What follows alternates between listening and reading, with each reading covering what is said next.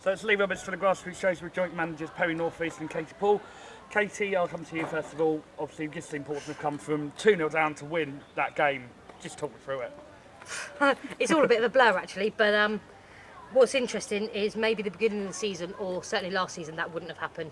They would have crumbled at 2-0 down. Even at 2-1 really, they would have felt that it would have been an impossible task, especially knowing that the team beat them earlier on in the season. But that's just hats off to the girls. They've been incredible. They did not give up from start to finish. Different formations that we played, they just took to it, as they have done, to be fair, throughout the season. But today is just the pinnacle of that, really. Fantastic. Perry, I have to ask you about the penalty decision. What did you make of it from where you were? Well, it was a penalty. It was hands down a penalty. I don't think the opposition bench even argued it. I didn't see much of an argument from the opposition players on the pitch either.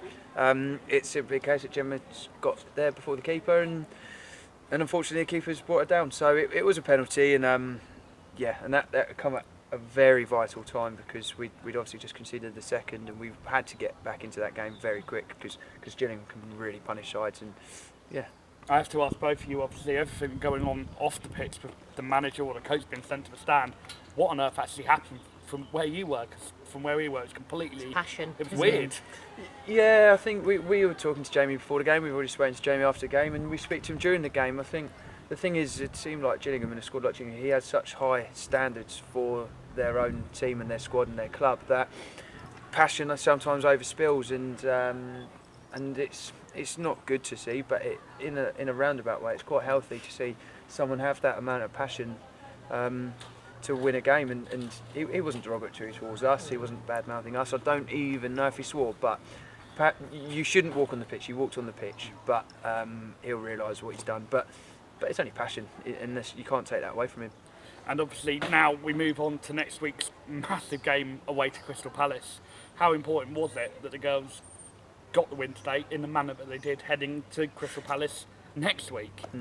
Well, any win's important, and the way the girls have gone about it over the last few weeks is just builds confidence week in, week out, really. And today, no more than any other game, really. Well, I suppose it is a little bit different coming from 2-0 down, but no, the girls have just spoken about the game next week against Crystal Palace, and they're looking forward to it. They're looking forward having a bit of a break from the league games, which we've obviously had, and looking forward to the challenge that Palace will bring. We know they're going to be a competent side. They beat Derby in the previous round 2-0, so yeah, they know it's going to be tough, and what an achievement to get through to the next round if they beat them next week. And to both of you, what does it mean being joint top of the league?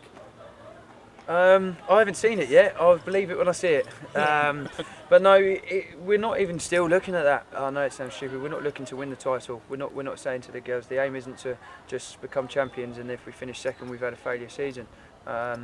We're top because, and I maintain this still now, we are taking every single one game at a time.